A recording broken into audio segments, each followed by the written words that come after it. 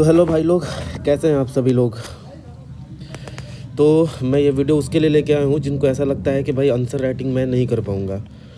भाई ये स्पेशली मैं बना रहा हूँ, जो ये मैं बीपीएससी के लिए ही बना रहा हूँ, वो भी 66th वाले के लिए। देखो मैं कोई टीचर नहीं हूँ, I am also student, but मैंने बहुत एनालाइज़ किया है और बहुत अच्छे से एनालाइज़ किया है टॉपिक्स को। So that's why I am here. मैं आप लोग को ये बताने जा रहा हूँ कि कैसे इजी है बीपीएससी। जैसे बहुत लोगों को ये बहुत ज़्यादा हार्ड लग रहा होगा। यार मैं कह रहा हूँ हार्ड मैं नहीं कहूँगा, इसलिए नहीं कहूँगा क्योंकि ये यूपीएससी नहीं है, ये बीपीएससी है। और इसके कंपैरिजन में तो बहुत इजी है, बहुत ज़्यादा इजी है इसके कंपैरिजन में। फॉर एग्जांपल मैं दे रहा हूँ, इसके कुछ पोर्शन है जो कि एकदम स्टैटिक पोर्शन है, जो कभी हिलने वाले नहीं है, और मैं इसे आज प्रूफ करके दिखाऊँगा। अभी तुरंत कुछ देर में मैं प्रूफ करके आपको दिखा दूंगा कैसे। पर उससे पहले मैं ये बता दूं स्टैटिक पोर्शन कुछ कैसे है, इसको आप कंप्लीट कर सकते हैं। सबसे पहला हमारा जो आता है, एक जीएस पेपर 1 है, एक जीएस पेपर 2 है, एंड द थर्ड वन जो है आपका एक ऑप्शनल होगा। अब ये ऑप्शनल का यार मुझे नहीं पता, मेरा हिस्ट्री है, आपका पता नहीं क्या है। फिर भी मैं जीएस पेपर 1 और मैं 2 की बात करूंगा। जीएस पेपर 1 जो है आपको पता है, दिस हैज़ बीन सब divided into, first one is history, और हिस्ट्री के बाद जो हमारा ये है, ये हमारा करंट अफेयर्स आता है, और ये आता है हमारा स्टैट्स। ओके, बट ये स्टैट्स मैं नहीं कहूँगा, इसका नाम अब डीआई रखना चाहिए, क्योंकि स्टैट्स आता कहाँ है, डीआई मेनली आता है।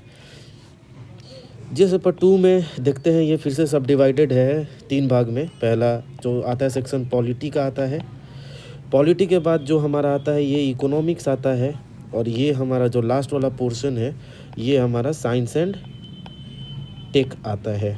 तो ये 3 हमारे पास पोर्शन देखने को ऐसे जनरली मिल जाता है, यही आता ही है। और हिस्ट्री में देखते हैं, हिस्ट्री में भी सिलेबस आप यदि अच्छे से पढ़ेंगे तो साफ साफ लिखा है कि मिड ऑफ 1850, डेट इज़ इसका 18th century, mid of 18th century लिखा है। इसका यही मतलब है, यह 1850 के बाद की बात कर रहा है, और इसका सीधा मतलब बनता है कि आपको 1857 की क्रांति से सवाल पूछा जा रहा है। इसके कुछ और भी पोर्शन है, जैसे आर्ट एंड कल्चर के पोर्शन है, और आर्ट का पोर्शन है, आर्ट एंड कल्चर का पोर्शन हमें मिलता है देखने को।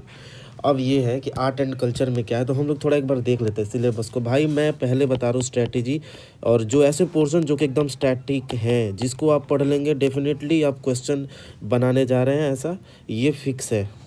तो हिस्ट्री में मैं बता रहा हूँ, हिस्ट्री में 3 पोर्शन है। हिस्ट्री 3 पोर्शन की मैं बात नहीं करूँ, सॉरी।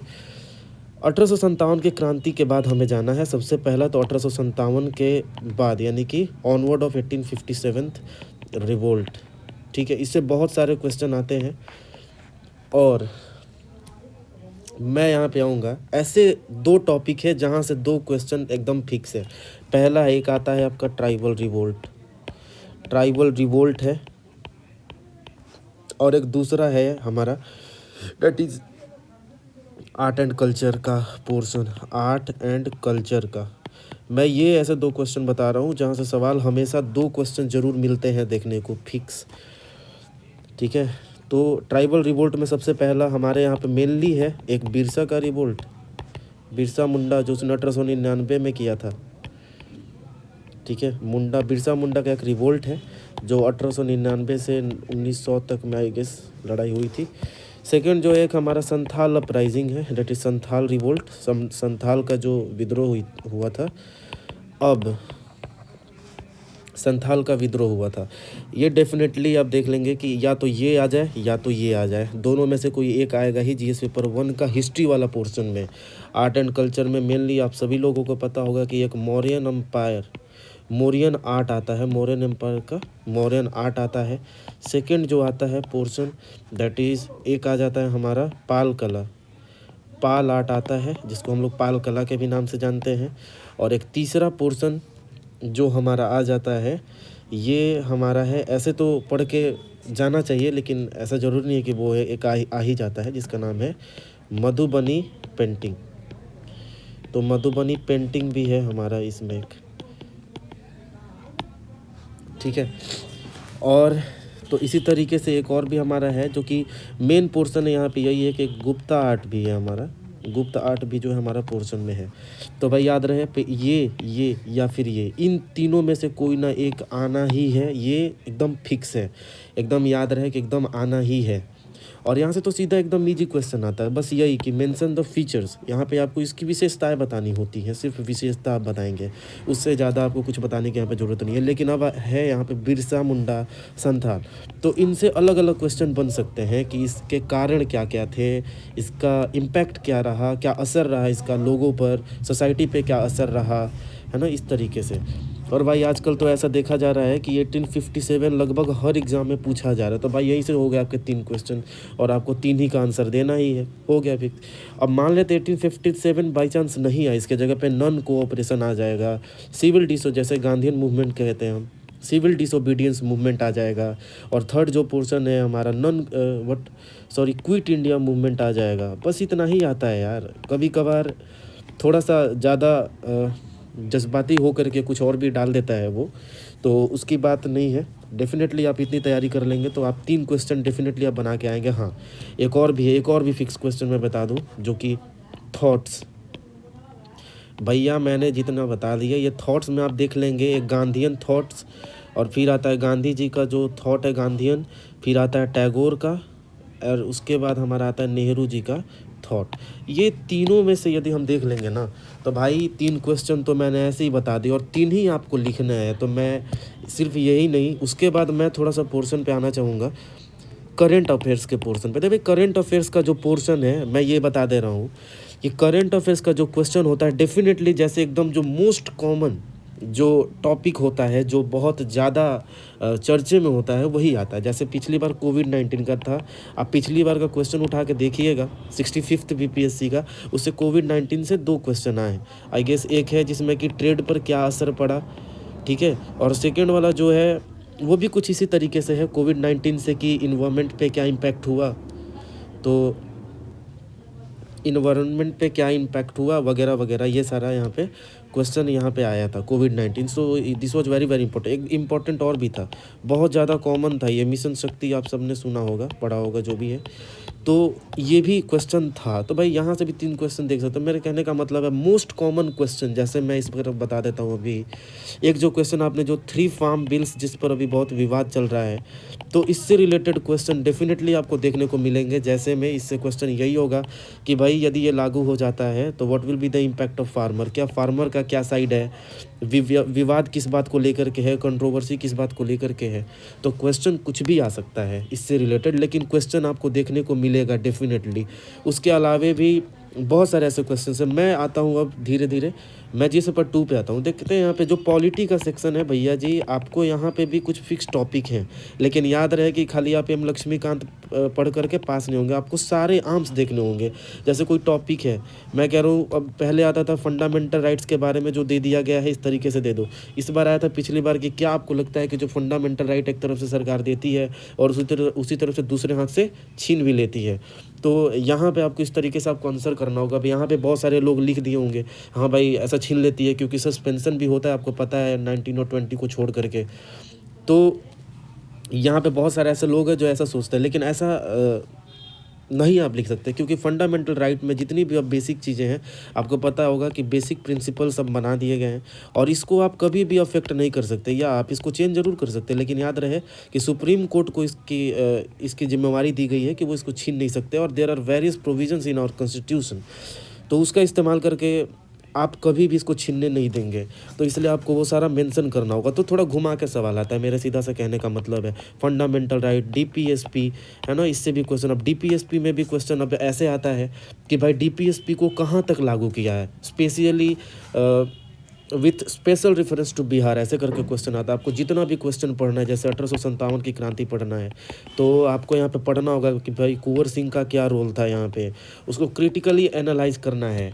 तो इस तरीके से करके कुंवर सिंह का क्या रोल रहा है भारत में, और भी बहुत सारे ऐसे हैं जैसे नॉन कोऑपरेशन मूवमेंट है, उसमें क्या पार्टिसिपेशन रहा, किसने कौन कौन सी सेक्शन ने पार्टिसिपेट किया उसमें, क्या वुमेन का पार्टिसिपेशन था, क्या जो नीचे वाले जो पोर्शन थे जिसको उस समय अनटचेबल्स बोले जाते थे, दलितों का क्या उसमें पार्टिसिपेशन रहा था, या जो लोअर सेक्शन ऑफ सोसाइटी हम सीधा कह सकते हैं, दलित कहना अच्छा नहीं लग रहा है मुझे, तो उनका क्या पार्टिसिपेशन रहा था इसमें, और इसे पीजेंट्स का क्या पार्टिसिपेशन था। तो सीधी सी बात है, और खास करके with special reference to Bihar, ये इनका एक सफिक्स है बहुत फेवरेट वाला, हर जगह पे यही बस डालते हैं with special reference to Bihar, ठीक है। तो सब में आपको बिहार को लेकर के पढ़ना है, और मैं जो भी क्वेश्चन शेयर करूँगा उसमें मैं बिहार को कोशिश करूँगा लेकर के चलने की।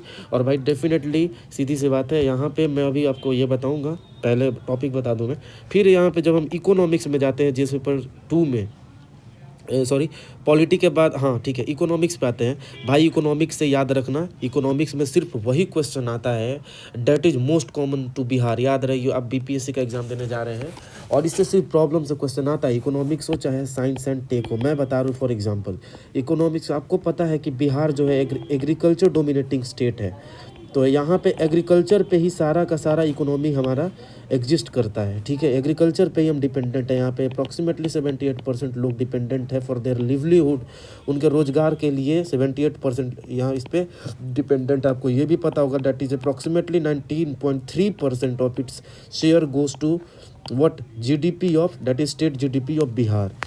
तो अब इस तरीके से एग्रीकल्चर का आप हमेशा देखेंगे, हर साल क्वेश्चन देखेंगे। एग्रीकल्चर के बहुत सारे पार्ट्स होते हैं, जैसे अब आजकल हो गया, इस बार के लिए बहुत ज़्यादा इंपॉर्टेंट है जो हमारा ऑर्गेनिक फार्मिंग है, that is very very important.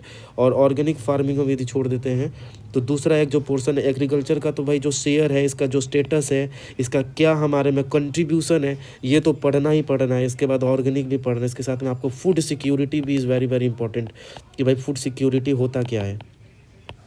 तो एग्रीकल्चर से रिलेटेड बहुत सारे पार्ट्स आप बना सकते हैं खुद से, जो आप डेफिनेटली देखेंगे। तो इस तरीके से यहाँ से एक क्वेश्चन फिक्स है, मैंने एक क्वेश्चन बता दिया, मैं सिर्फ अभी स्टैटिक पार्ट की बात कर रहा हूँ। यदि आप ये पढ़ लेंगे तो डेफिनेटली आप यहाँ से क्वेश्चन बनाते रहे होंगे। अब उसके बाद जो साइंस एंड टेक आता है, साइंस एंड टेक में भी भैया जी आपको कोई ये बड़ा पहाड़ नहीं तोड़ना है, जैसे कि ये नहीं कि पढ़ने लग गए पूरा IAS का नोट्स उठा करके साइंस एंड टेक का UPSC वाला कि भाई हमें ये पढ़ना है। अरे भाई आपको वो सब नहीं पढ़ना है, आपको बस ये पढ़ना है कि भाई बिहार में क्या प्रॉब्लम है। जैसे मैं कह रहा हूँ, जैसे क्लाइमेट चेंज, ये तो पूरे वर्ल्ड लेवल के लिए प्रॉब्लम है। खास करके आपको जो प्रॉब्लम बिहार में मेनली फेस की जाती है, या इंडिया में फेस की जाती है, या वर्ल्ड में बहुत ज़्यादा, ऐसे क्लाइमेट चेंज जो है ये सबके लिए कॉमन है, सारे देशों में कॉमन है। तो इसके लिए आपको क्या करना होगा, क्लाइमेट चेंज में आप साइंस एंड टेक का कैसे इस्तेमाल करके इसको सही कर सकते हैं। बिहार का सबसे बड़ी प्रॉब्लम है एग्रीकल्चर। भले ही लोग यहाँ पे सबसे ज़्यादा डिपेंडेंट है, लेकिन एग्रीकल्चर का यहाँ पे बहुत कम रोल, आप देख सकते हैं जीडीपी में 19.3% ही है तो इसका रोल है, जबकि इसका बहुत ज़्यादा होना चाहिए था, बहुत कम है ये, ठीक है। इतने % लोग इसमें लगे, उसके बावजूद भी इतना ही है, ऐसा कैसे हो सकता है। तो एग्रीकल्चर के लिए आप क्या सजेस्ट करेंगे साइंस एंड टेक के लिए, ठीक है। तो ये सारा पोर्शन जो है that are very very common, और ये सारे से क्वेश्चन आपको देखने को मिलेंगे। आप कभी भी क्वेश्चन बस उठाइएगा पिछली बार का, मेरे पास कुछ सैम्पल पेपर है जो मैं आपको दिखा देता हूँ, एक मिनट। हाँ, तो भाई यहाँ पे देख सकते हैं हम लोग, थोड़ा सा क्वेश्चन यहाँ पे देख लेते हैं। सबसे पहले ये हमारा 65th BPSC, सॉरी ये हमारा 65th BPSC का क्वेश्चन हमें है देखने को, मैं दिखा रहा हूँ आपको। जैसे यहाँ पे देख सकते हैं कॉन्स्टिट्यूशन का, मैं पॉलिटी की बात ही नहीं करूँगा जो फिक्स नहीं, देख सकते हैं यहाँ पे एक फंडामेंटल राइट से आया है, ठीक है। और ये एकदम नया टर्म था, एक हमेशा करंट अफेयर से रिलेटेड इसको रिलेट करके देता ही है, पॉलिटी अभी आजकल दे रहा है। सो आप इसको ये करेंगे। अब उसके बाद मैं उस पर बोला भी नहीं था, मैं यहाँ पे इसकी बात करूँ, देख सकते हैं आप यहाँ पे एग्रीकल्चर से रिलेटेड क्वेश्चन है कि नहीं है, ठीक है। तो आप उसको देख लें। इकोनॉमिक प्लानिंग देखिए ये सारा, तो ये सब बहुत, हाँ। और कुछ कुछ टॉपिक है जैसे MSME हो गया और WTO हो गया। तो इस तरीके से कुछ ऐसे इंपॉर्टेंट टॉपिक्स है जो हमेशा क्वेश्चन आपको देखने को मिल जाते हैं, लेकिन एग्रीकल्चर का क्वेश्चन हमेशा मिलेगा देखने को, कोई और मिले ना मिले। तो और देखिए यहाँ पे क्या पूछ रहा है, बाधाएं क्या क्या, मैं बोला था आपको प्रॉब्लम जो है बिहार में, तो क्या क्या प्रॉब्लम है वो आपको बताना। अब देख सकते हैं यहाँ पे कि यहाँ पे जो भी है पॉपुलेशन से रिलेटेड जो भी है यहाँ पे आप क्या इस्तेमाल कर सकते हैं, क्या जो भी है क्वेश्चन में साइंस और टेक्नोलॉजी का कैसे क्या है, जॉब क्राइसिस को ये करने में क्या मदद करेगा। तो सीधी सी बात है, मैंने कहा था सबसे पहले आप प्रॉब्लम ढूंढिए और उसके बाद अब देखिए यहाँ पे डिजास्टर फोरकास्टिंग में क्या साइंस एंड टेक्नोलॉजी क्या रोल प्ले कर सकता है। तो मैंने कहा ये भी एक तरह का प्रॉब्लम है। तो जितने भी प्रॉब्लम है आप सबका लिस्ट बनाएं और उसमें साइंस एंड टेक का क्या रोल हो सकता है आप बस उस पर लिखना शुरू कर दीजिए। अब उसके बाद मैं एक और भी दिखा देता हूँ आपको, जैसे ये जी सुपर 1 का देख लीजिए, मैंने कहा था 1857, ये हमेशा देखने को मिलता है, ये भी 65वीं बीपीएससी का ही है। और यहाँ पे देखिए कि जो एक हाँ वेस्टर्न एजुकेशन, मैं ये भी बताना भूल गया, सॉरी, कि जो मेन टॉपिक है उसमें एक वेस्टर्न एजुकेशन जो है स्पेशली इन बिहार, ये बहुत बार पूछा गया और ये बहुत इंपॉर्टेंट टॉपिक, आप इसको बिल्कुल स्किप नहीं कर सकते हैं। और देखिए यहाँ पे किसान सभा जो मूवमेंट है, पीजेंट मूवमेंट, ट्राइबल मूवमेंट, ये सारा मूवमेंट सारा आता ही है। और देखिए यहाँ पे थिंकिंग जो है गांधी जी के जगह, यहाँ पे गांधी जी का व्यू आ गया है ना। और यहाँ पे राजेंद्र प्रसाद का रोल यहाँ पे पूछा गया। देखिए यहाँ पे पाल आर्ट, मैंने जो बोला था वहाँ से क्वेश्चन आ गया, 2 तो आ ही गया। अब आगे थोड़ा सा मेहनत तो करना ही होगा। उसके बाद देखिए यहाँ से कोविड-19 से करंट अफेयर्स में था, यहाँ पे था एक, ये देखिए कि यहाँ पे करंट अफेयर्स था, यहाँ पे एक मिशन शक्ति था। और मैं एक बार और भी बताया था, बहुत कॉमन था, आप सबने पढ़ा होगा। ऑस्ट्रेलिया में और ब्राज़ील में जो बुश फायर हुआ था, सॉरी ब्राज़ील कह रहा हूँ, हाँ सॉरी, हाँ तो ऑस्ट्रेलिया में जो ये देखा गया था हम लोगों ने, ब्राज़ील में और ऑस्ट्रेलिया में बुश फायर, वो देख लीजिए ये कैसे पूछा गया था। ये इस पर मत जाओ, एक होता है आपको डराने के लिए दिया जाता है कि भैया जी आपसे ये बन नहीं पाएगा, आपको बस देखिए 4 में से 3 बन जाए, ऐसे आप ट्राई करो, आपको बस 3 से मतलब होना चाहिए कि भाई मुझे 4-5 से मतलब नहीं। खैर, और ये कॉन्स्टिट्यूशन हो गया। तो इस तरीके से मैं बस ये दिखा देता हूँ कि जैसे ये देखिए यहाँ पे चंपारण वाला क्वेश्चन है, ये 1857 के बाद का ही है, जो जैसा कि आपके लिखा गया सिलेबस में। Champaran is very very important, क्योंकि ये बिहार से बहुत ज़्यादा इंपॉर्टेंट और ये क्वेश्चन बहुत बहुत बारी पूछा गया है। उसके बाद देखिए यहाँ पे जो है, यहाँ पे प्रोटेस्ट जो है मेनली जो ट्राइबल प्रोटेस्ट है, जिसमें मैं आपको बताया बिरसा और संथाल दोनों को मेंशन करना होगा आपको। और भी बहुत कुछ थे यहाँ पे, एग्जांपल में दे सकते हैं आप। मौर्य नाट को देखिए यहाँ पे दिया गया। फिर उसके बाद देखिए यहाँ पे क्या है, नेहरू का थॉट पूछ दिया गया सेक्युलरिज्म में। तो उस समय मैं बताया था नेहरू, टैगोर एंड महात्मा गांधी, इस तरीके से क्वेश्चन आपको पूछा जाता है। वर्किंग क्लास और नेशनल मूवमेंट में क्या उनका रोल रहा था, जैसे ये देखा होगा ना आपने, इंडियन ट्रेड यूनियन कांग्रेस वगैरह ये सब फॉर्म किया जाता है, तो उनका क्या रोल रहा था नेशनल मूवमेंट में, तो वो भी आपको बताना है। अब यहाँ पे देखते हैं हम कि देखिए यहाँ पे पॉलिटी का सेक्शन है, मैं उस पर नहीं जाऊँगा, ये आप लोग खुद से देख लेंगे। मैं एग्रीकल्चर, देखिए यहाँ भी एग्रीकल्चर है, एग्रीकल्चर से रिलेटेड आपको प्रॉब्लम जो भी है उनको आप सजेस्ट कीजिए कि कैसे आप उसको शेयर करेंगे। देखिए यहाँ पे पॉवर्टी जो बिहार की भी एक बहुत बड़ी है, इंडिया की भी बहुत बड़ी प्रॉब्लम है। तो जितने भी प्रॉब्लम है सबसे क्वेश्चन बनता है। तो मेरा बस ये दिखाना था आपको कि भैया क्वेश्चन क्या क्या आता है, सिलेबस क्या क्या है, आपको क्या पढ़ना। तो यहाँ पे बस सीधा है, मैंने जो टॉपिक था बस वो मैंने डिसाइड कर दिया, आपका जो बोझ कम कर दिया कि भाई जो है बहुत बड़ा पहाड़ है, मैंने कुछ स्टैटिक पोर्शन दे दिया। अब मेरा एक सजेशन है कि भाई सीधी सी बात है, आप कितना भी पढ़ लो, 2 महीने का लगभग वक्त बच रहा है आपके पास, अप्रॉक्सीमेटली मैं बात कर रहा हूँ भाई। इसमें ये गारंटी मैं देता हूँ, आज से यदि आप पढ़ना स्टार्ट करते हैं 2 महीने में, तो 2 महीने में आप कितना भी पढ़ ले, कितना भी ज्ञाता बन जाए, बट भैया आप एग्ज़ाम पास नहीं करने वाले हैं, बिल्कुल भी नहीं। ये मैं कभी नहीं कहूँगा, रीज़न ये है, लेकिन आप यदि आज से लिखना शुरू करते हैं तो डेफिनेटली आप पास हो जाएंगे। आप 7 साल का क्वेश्चन उठा करके लिख दीजिए, आप एग्ज़ाम पक्का पास कर जाएंगे। तो यही बात है कि भैया आज आपका सिर्फ फोकस होना चाहिए कि कम पढ़ना है और लिखना बहुत ज़्यादा है।